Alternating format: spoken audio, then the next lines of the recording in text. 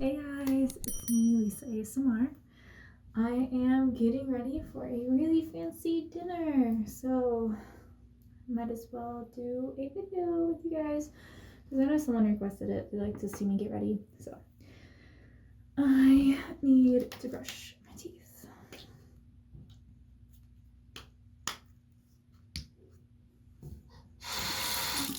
I don't know if you heard it, but my stomach just growled.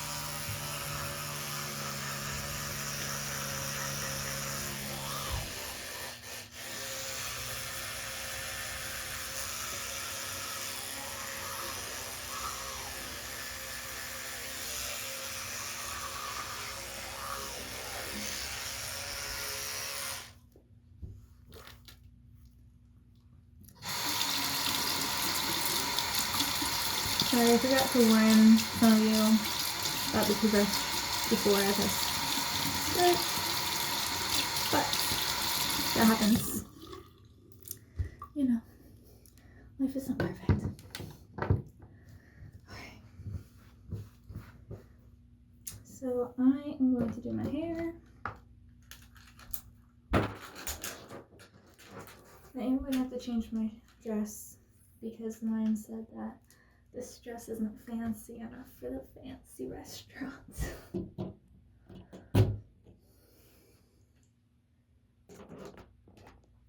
I'm gonna let that heat up. And something a little different. You guys never seen me do this, but I used to do this all the time growing up.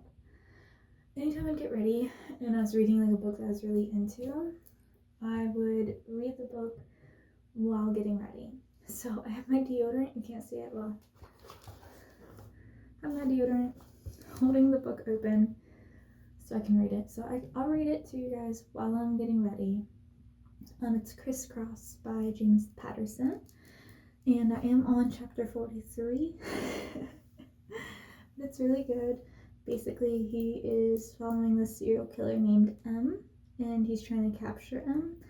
And as of right now, he's in the bunker because M told him that he was about to kill someone who was not so innocent. And that, was he by a river or is he underground? Don't know. But the person that they're like suspecting is named Rivers, and he has a bunker underground. So there we go. Let me spray myself and brush my hair, and then we will get started with the reading while straightening.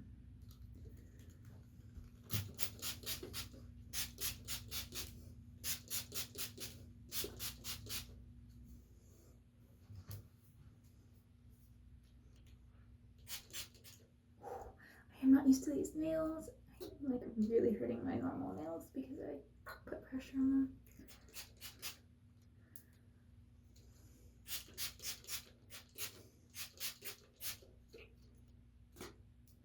This smells so good.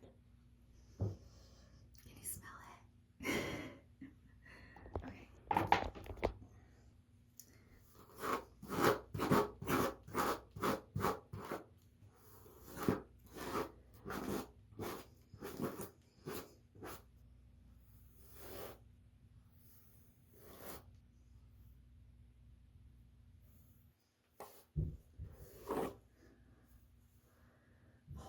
I have so many knots in my hair. I don't know why. My hair felt extra dry today for some reason.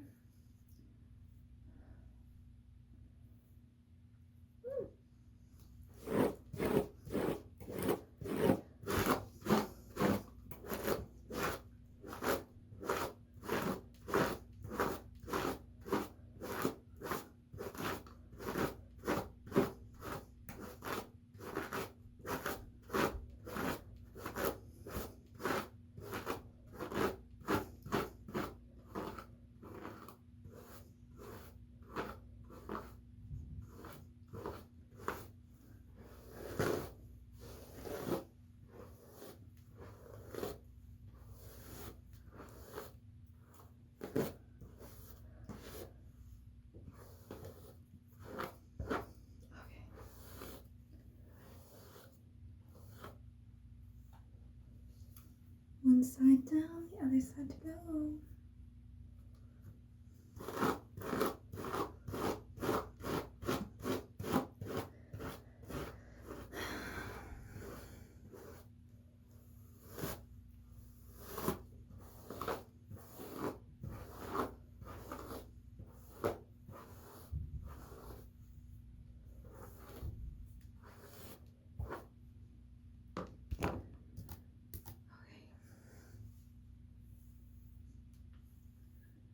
Even running my fingers like this hurts. So I have to do it like that, and it's hard for me to remember. Okay. Hopefully this is ready. It's not green, but oh well. Let's get started, shall we? Oof.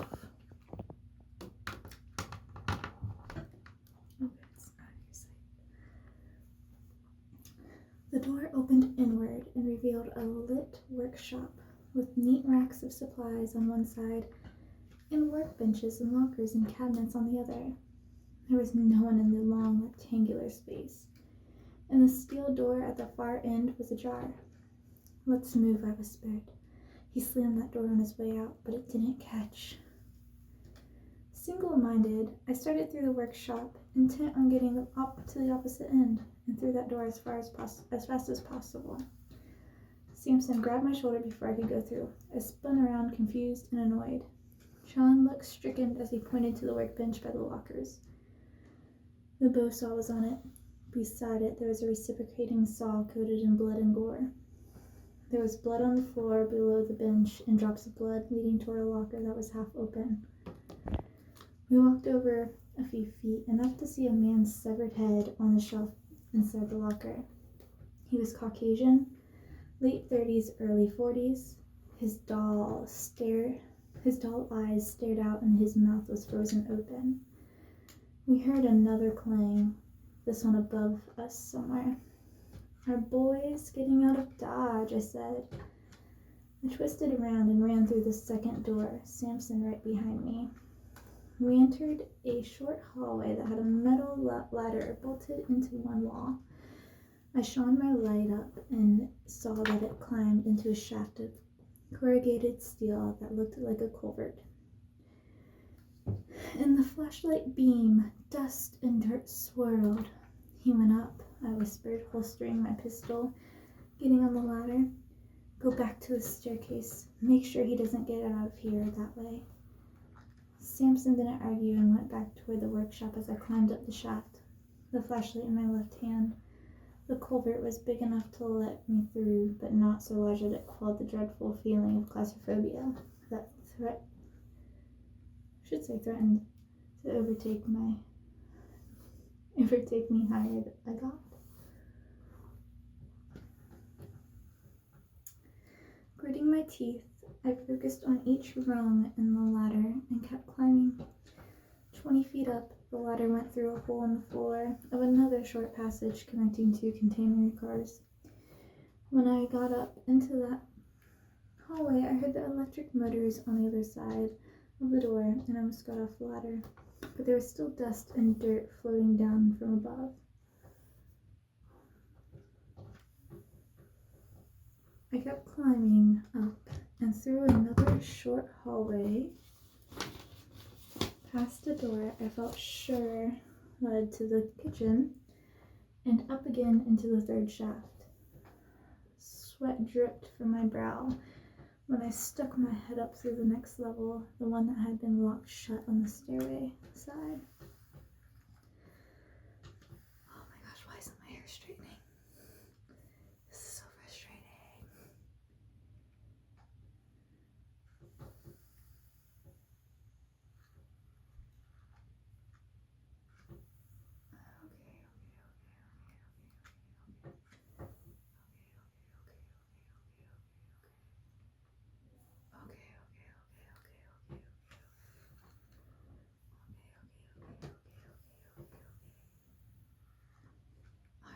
We'll just get back to the other side in a moment. The door on my right was not shut. The curiosity soared as I wondered what Rivers might have in there, but the door to my left was closer. I lifted the latch, tugged the door open, and felt air rush at me. For several moments I was confused because of the strength of the breeze and because I wasn't looking into another container car, but down a long, low-ceilinged tunnel.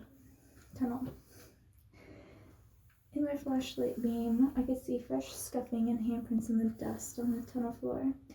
They headed deeper into the passage, which jogged left around after 50 feet or so, preventing me from seeing any further. My gut response was to crawl after Rivers, keep following him until I caught him, but my mind seized on the wind hitting my face. This tunnel leads out. It's another exit. It has to be. And voice told me to stop for a second and try to orient myself above and below ground. Try to imagine where the passage might go. Northeast, I thought, away from his jeep. Toward the house? Well, it made sense, didn't it? Wouldn't a doomsday prepper want private and secure access to his bunker? A split second later, I made a decision.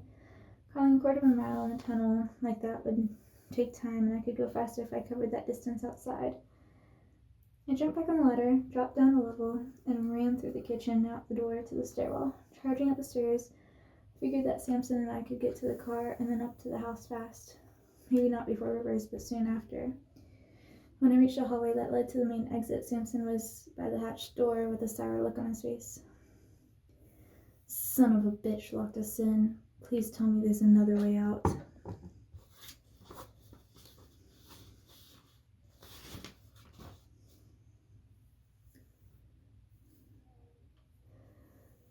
might have to do something different with my hair.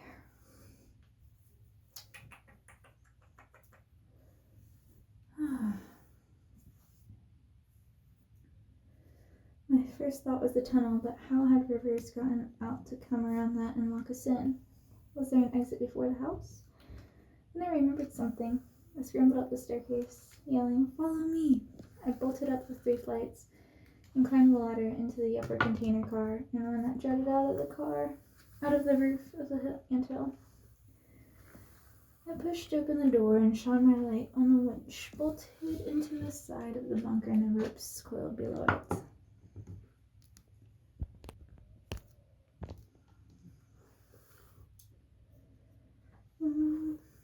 By the time Samson reached me, I found the winch control in a toolbox inside the bunker, tied a loop in one end of the rope, and hooked it into the 1/4-inch steel winch line. I handed the control to John, took the coil of the rope, and moved to the low gate in the defensive wall. I launched it, ribboned it, and threw the rope over. As I suspected, it didn't reach the bottom. "Play me out as I go," I said, turning to face him. I started a modified rappel down the steep side of River's bunker. The vegetation covering the bunker's side actually helped my footing, and I moved much faster than I thought I would.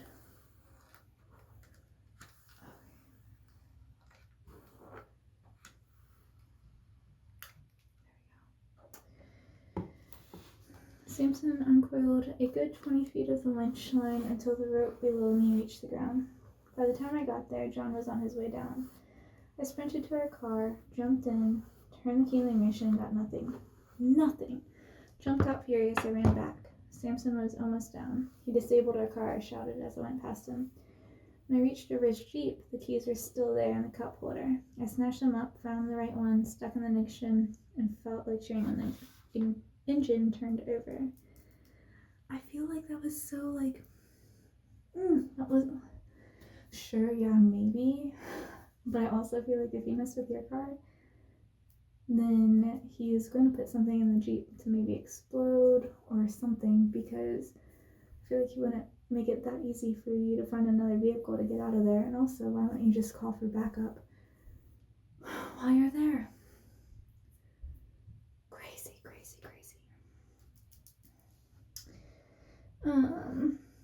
Samson jumped in beside me, drenched in sweat, his hands bleeding.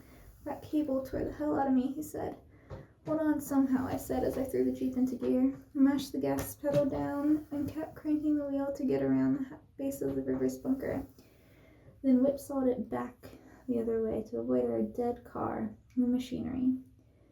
Once I hit the little road that led to the house, I straightened the car out and roared up the hill. Just as we passed the pond, headlights went up on the house. A black Porsche sports car came peeling out of the garage. For a split second, our headlights caught the car broadside before it accelerated up the drive.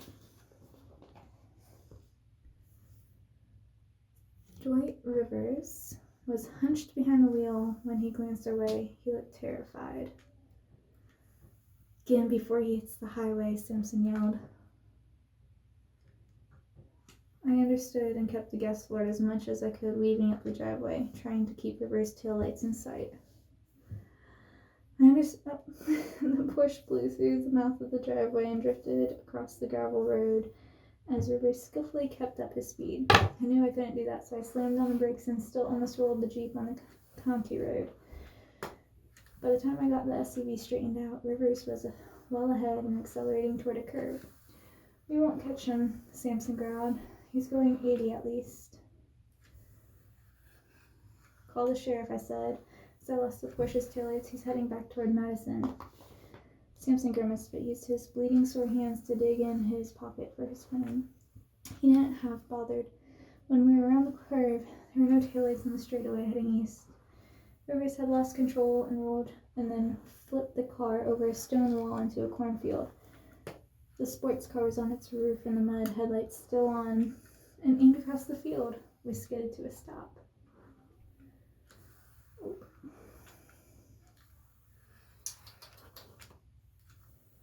Alright, well, if my hair is going to give me trouble about being straight, then I might do the next best thing and just braid it back, bobby pin it back. Ooh.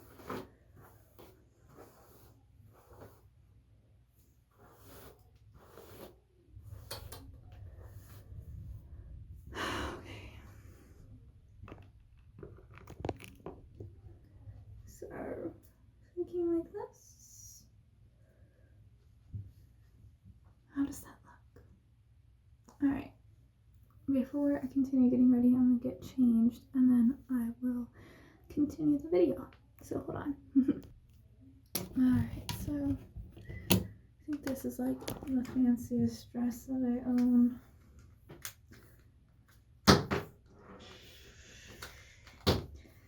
Sorry, the cord can be so loud. Alright, so just move that there, put that there, and put out the makeup bag, and get out the braids. Alright, let's see. I am so tired. I probably need to put those eye drops in. That'll probably help. I should probably do that before I do the mascara, because that would suck. That would suck a lot. So let's see. There's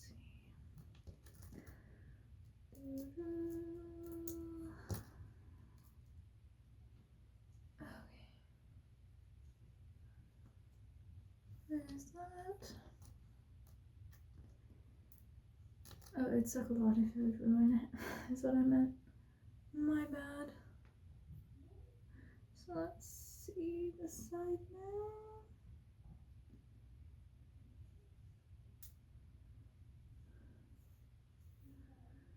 Okay. And let's see.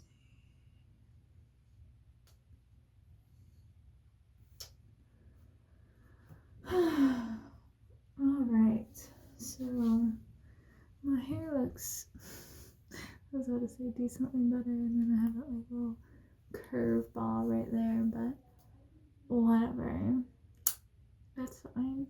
Let me go get my eye drops, medicine eye drops, and I will put those in on my eyes. So 1 second. Okay, so I found them. Look how tiny. Look at that tiny amount.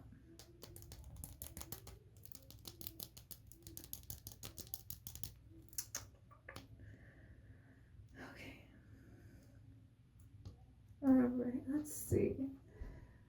Are you guys good at eye drops? I can be. I got it right in my eye, so that's good. Oh, it burns. Oh, it burns. They said it would burn more than Restasis, and it does. But it makes my eyes feel good, and that is what matters. Right? I need to fix my. Oh shit! I missed my eye completely. I think I'm gonna have to drop an eye. Oh, yep, eye still attached, but it hit my eyeball, so that's good. Single-use eye drops. Oh, I missed again. I don't know why my right eye is harder than my left eye. You'd think it'd be the other way around for some odd reason. Ooh, okay. It's really burning. Oh, okay. Really good. I didn't put mascara on.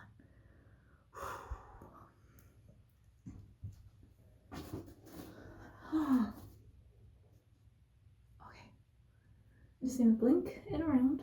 That's what the doctor said.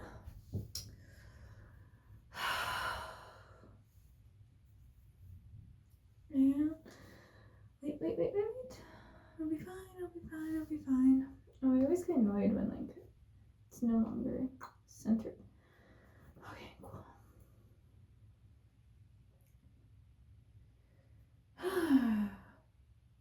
Alright. I'm probably need to dry around my eyes again really quick. Eyelashes.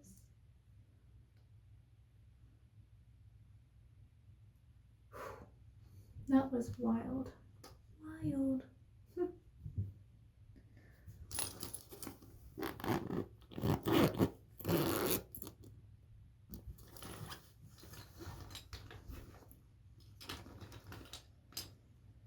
Okay.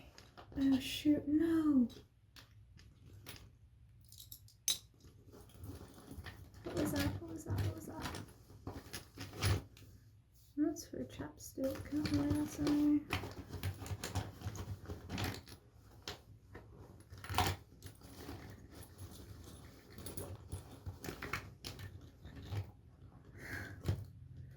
Oof.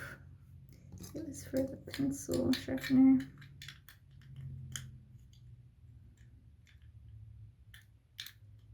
There we go. Perfect. Don't stress me out like that.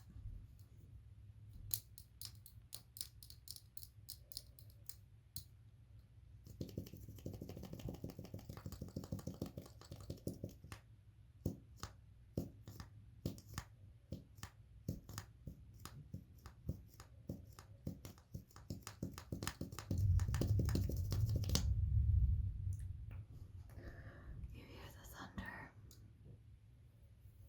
'Cause I do. Oops, I just hit the top of my eye.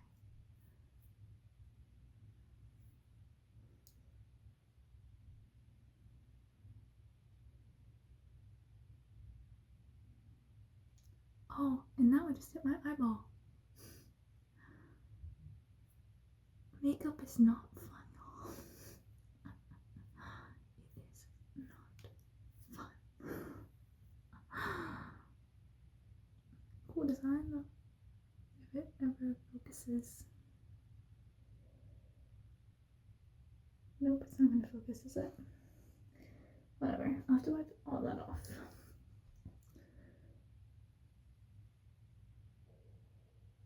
There's my stomach. Growling away.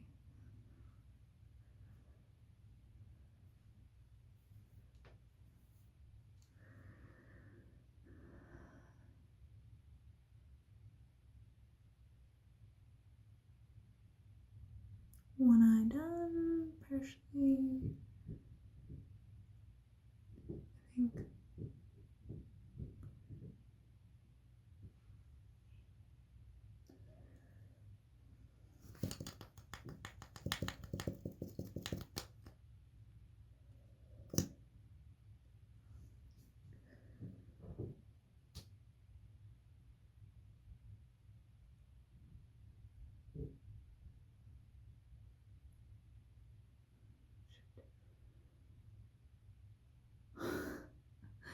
Y'all, this is why I don't wear makeup.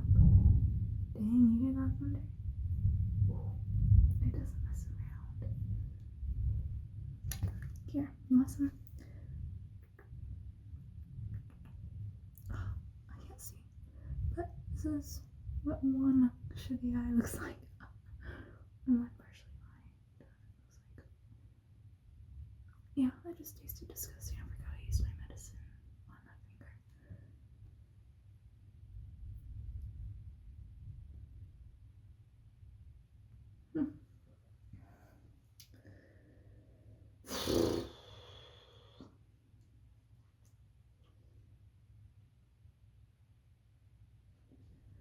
The struggle be real, y'all. The struggle be real. How do people put on a full face of makeup? How do they do it? I don't know.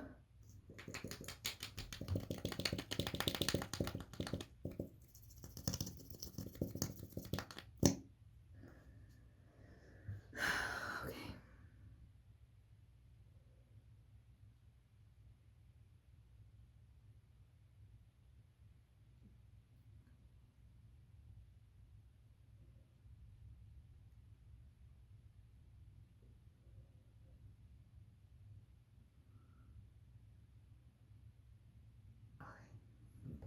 I think I'm all done. And you can be give me a look, except for my hands. I'm gonna have to wash my hands off. I am a mess.